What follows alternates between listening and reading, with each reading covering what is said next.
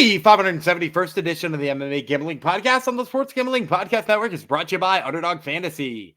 Underdog offered you plenty of markets for this past week's PGA Championship that you just couldn't find anywhere else, and they've got you covered for the coming weeks as well. Sign up with MMA SGPN promo code to claim your special pick and first-time deposit offer of up to $250 in bonus cash. That's UnderdogFantasy.com. Promo code MMA SGPN.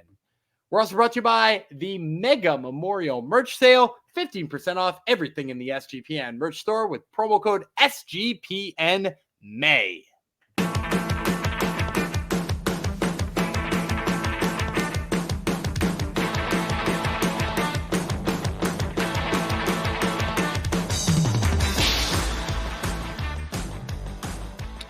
Howdy ho, degenerates, and welcome to the MMA Gambling Podcast and the Sports Gambling Podcast Network, episode 571, dedicated to all our friends on YouTube who have been commenting and thanking Gumby for his amazing picks, and I've been waiting big time moolah from Gumby, including Gerald Lynch. Gerald. This goes out to all you peeps. We're going to win you more money. Well, Gumby is. I'm just going to set him up. He's going to knock it out of the park, slam dunk it through the hoop, whatever you want to say. I'm Jeff Chalks Fox. Some call me Shockwave Jeff. Some call me the Gumby Killer. We're here to break down Brave CF83. We covered Brave a few weeks ago, maybe even a week ago, and we're back again, baby, for more. Gumby went 20-2 last weekend on his regional MMA picks. These with underdog sprinkled in. These weren't just all massive favorites. Even if you pick massive favorites, you're not going to go 20-2. So if you want to win big, we're putting the pressure on him. I called him the best regional MMA capper in the world. And he backed it up the first week after I called him that. We'll see how he does this week. It will be the one and only Daniel Gumby Reeland. Hello. The pressure's on. Yeah, for the record, that's a 91% hit rate. So like, no matter what you're betting, if you have a 91% hit rate, it's good. And then when you squeeze a plus 240 favorite and a plus 155 or a plus 240 dog rather, and a plus 155 dog in there, it ain't too bad. 4-0 in LFA. And then what does that leave me with? 18-2. No, 16-2. I was right the first time. 16-2 on road to the UFC in there. Quote unquote 4 cards. It's really 2 cards, but like 4 cards. Road to the UFC. We went 16-2 in road to the UFC, 4-0 in LFA. Dogs all over the place. Yeah, it was a 11 unit weekend for the regionals here at the MMA SGPN. Yeah, some people included me thanking me too, which was nice. They were thanking you pretty heavily. They were like the team of Gumby and Jeff, and I was like, he does read their reach. I do read the reach. It's true.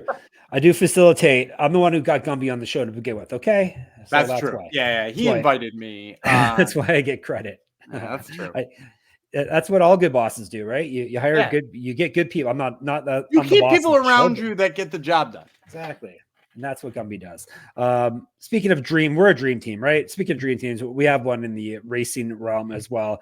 If you're into the vroom vroom, go around the track fast, whether you're into the NASCAR or the F1, we got you covered. And that would, of course, be a good thing this week because it's the biggest week in racing. We got the Indy 500, Monaco Grand Prix, and the Coke 600 all going down this weekend or this week. Rod and Cody from the NASCAR Gambling Podcast and the F1 Gambling Podcast have you covered. And they also make sure you join their Kyle Larson diecast car giveaway. That's free to enter. Just go to sportsgamblingpodcast.com/race to register and make sure to subscribe to the NASCAR Gambling Podcast and the F1 Gambling Podcast on YouTube and on your podcast catchers, all that stuff. Plus, we're running a mega Memorial Day merch sale, 15% off everything in our merch store. Promo code SGPN in May. You can get cool gear like Gumby and I are wearing currently. You can see it on YouTube. That'll be sportsgamblingpodcast.com/store. All right, Brave. How did you do with your Brave picks? Was it last weekend or was it 2 weekends ago? Do you remember? It's 2 weekends ago. I remember missing the main event because I had Shorty Torres to beat Mbele. And I was wrong about that. You assume you went 4-1 then, right? I don't remember other than that, mostly just because I'm still riding high from LFA and road to the UFC. And that's all I can remember. 20-2 this weekend, ladies and gentlemen. That's all that matters. Where are we headed to? Alkmaar in the Netherlands is where we're headed to. Brave Combat Federation You're not going to ask me if I've been there? Have you been there, Gumby? Maybe you have. I have actually. Oh my God. Alkmaar you been to? Is Alkmaar like a big city? No. I went to a bunch of real little cities when I went to the Netherlands, though, including Vreeland, which is just south of Amsterdam. There's nothing going on there, but I was there. Alkmaar looks nice. 107,000 people. It's way bigger than where you live, so it is a big city, Gumby. Yeah, it looks nice. Yeah. Alkmaar. There you go. Gumby's been there. Oh, they have beaches and everything. Go figure. Yeah. Maybe someday I'll go there. All right, this one's going down. This is a Saturday morning event, so you can watch this before Cage Wars, which we covered last episode. Cage Wars starts at noon Eastern time. This one starts at 9 Eastern time, so you can get your degen on. Maybe have some split screen for or multiple screens for a bit of this. So 9 a.m. Alkmaar, Netherlands. Only 6 fights on here, so we've Gummy's picked the 5 that he wants to cover. No lightning round. Lightning doesn't strike only once or something. We're just doing the 5 fights that Gumby wants to pick here. No odds yet, but odds will be dropped midweek probably. Yeah, I mean theirs actually has been showing up earlier and earlier, if I'm being completely honest. If you're talking about the offshore books, the bet onlines of the world, Bovadas, like they've been showing up a little bit earlier, so you might even find them by the time this hits your earlobes. Fantastic. All right, starting off with light heavyweights, Nills van Noord from the Netherlands versus Guillermo Cadena from Spain. Guilherme Cadino, or is it Sadino? Guilherme Cadena.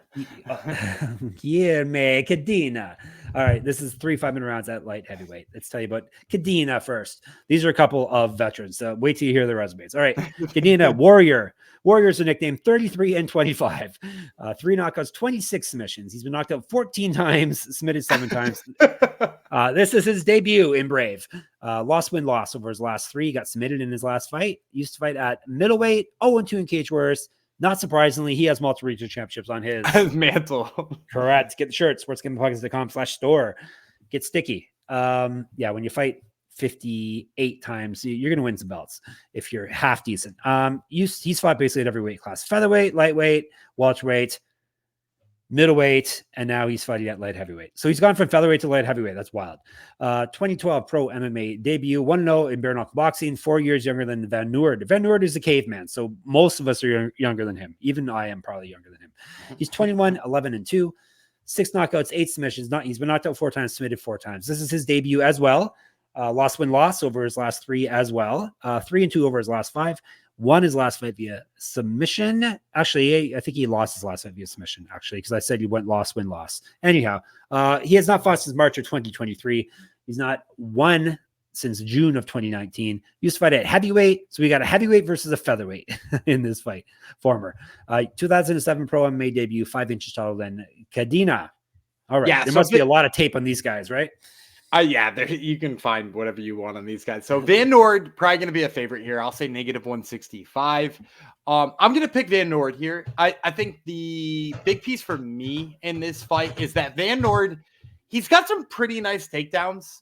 I've seen him not only use like an occasional double, but also he's got like a nice lat drop that I saw him hit a couple of times.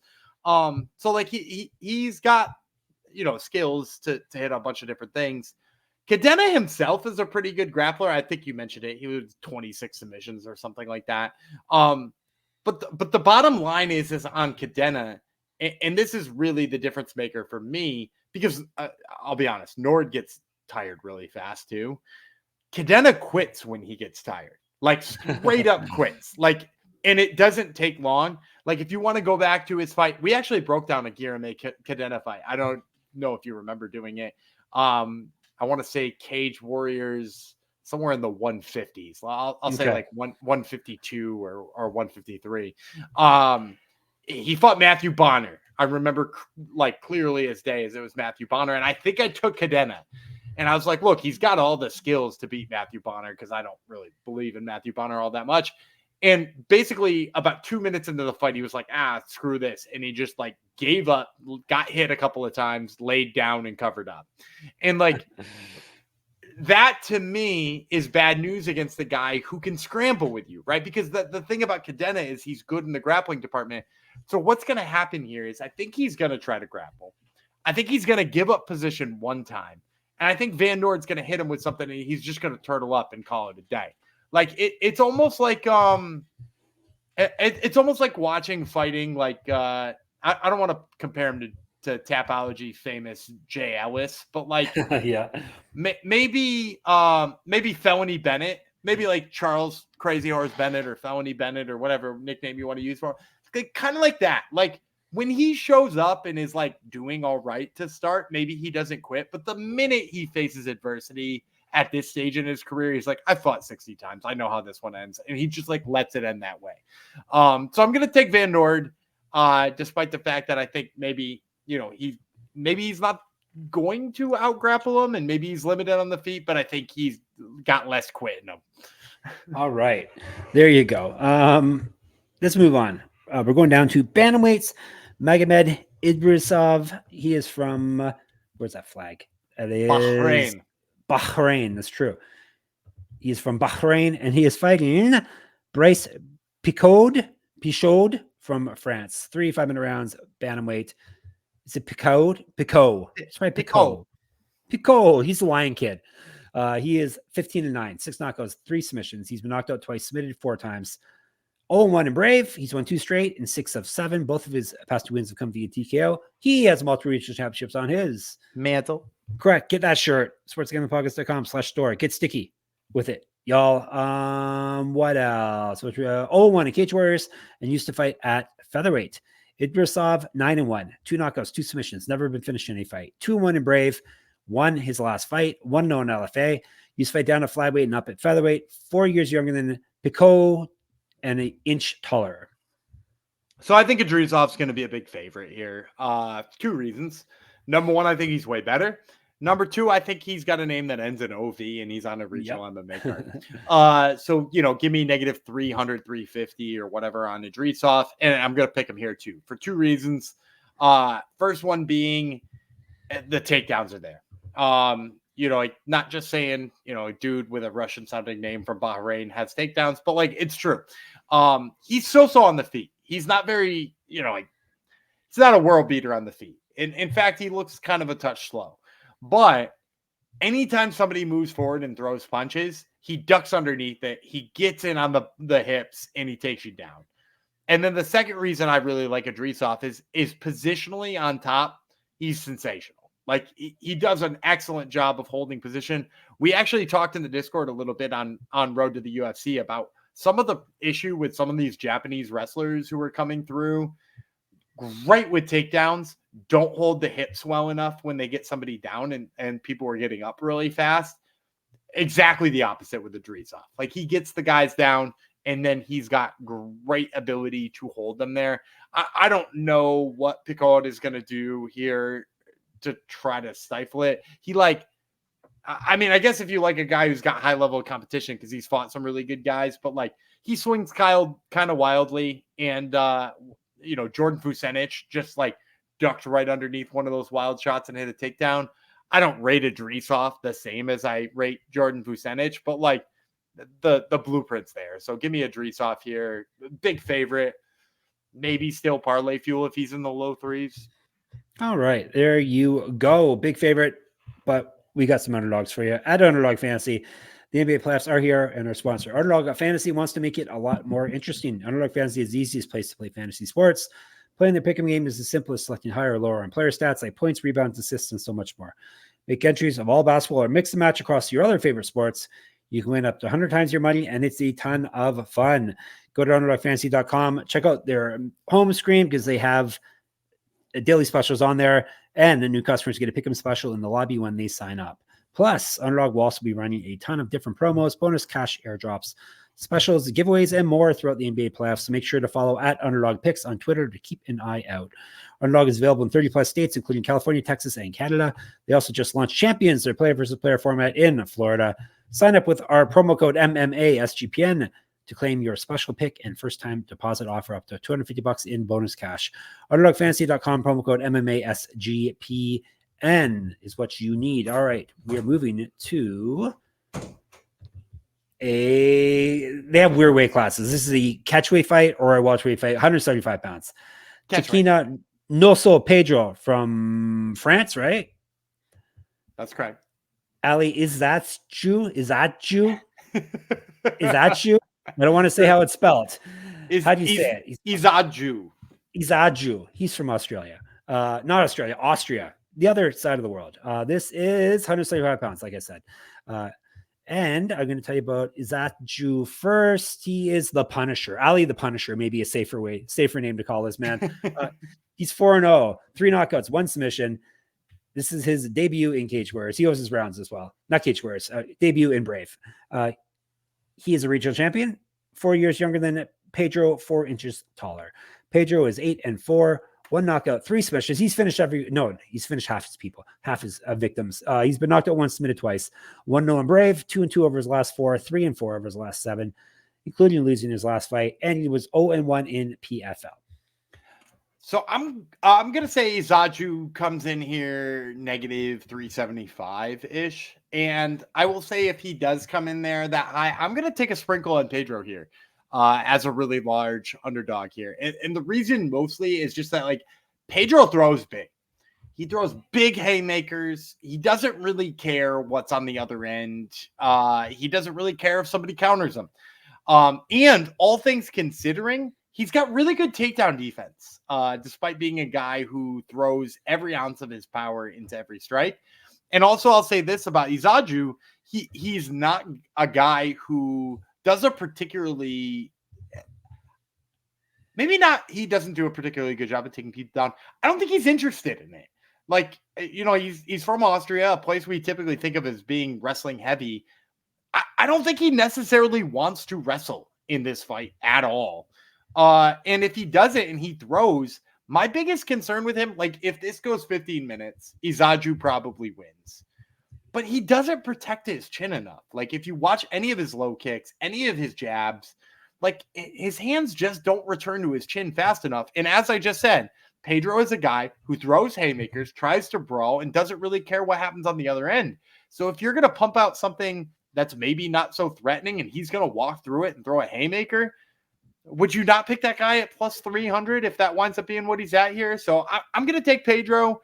I think taking a stab on a guy who's going to throw bombs and fight for your money is worth a stab here. All right, there you go. We like our big dog. So what number you said it was going to be? What I said probably plus 300 or better. All right, let's hope. And then we will steam that line because that's what we do. We steam those lines upwards. Okay. Next fight we are doing is co-main event, right? Noach, Blyden, Noach. So Noah with a C thrown in there. He is from Suriname, and he is fighting Adrian Grolic, and he is from Poland. Excuse me. It's a multinational event for sure. This is 3 5-minute rounds at 185 pounds. Grolic 6-2, 3 knockouts, 1 submission. He's been knocked out once, submitted once. This is a short notice debut. So your alarms bell should be going off, at least in the UFC they would. 1-2 over his last 3. He won via TKO his last fight. 0-2 with 1 no contest in KSW. Used to fight at lightweight and welterweight. Blyden 3-1, 2 knockouts, 1 submission, and he's been submitted once. Damn it, he owes his rounds. By my math, this is his debut as well in Brave. He's won 3 straight fights. He's not lost since his pro debut, which was back in January of 2016. So I think for all the reasons you mentioned, I think Grolic winds up being a pretty big dog here. Not like we were just talking about with Pedro, but like, plus 170 or something like that. And I'm going to take a stab on him as well. I think, to your point, he's probably going to be an underdog due to being a short notice fighter, due to having a handful of losses on his record. But as you mentioned, those were in KSW, which, high level of competition, usually fighting somebody pretty good. And if you watch these two fight, like neither of them are all that great on the feet. I actually think both of them are kind of limited in their abilities to strike. If you watch Blyden try to get the fight to the mat, his entries are just kind of like so-so. And my biggest issue with the entries is that they're too high. He doesn't seem to be able to get in on the legs, even when he's like clinching and then looking for the legs afterwards. He doesn't seem to be able to get underneath it. I think Grolic is much better in terms of technical clinch work. I think most of this fight winds up taking place in the clinch too. The way they move forward, the way they both seem to want to grapple, the way that they both seem kind of limited on the feet and maybe overextend themselves. Like, it just reads to me like a fight that takes place largely in the clinch unless one of them gets takedowns.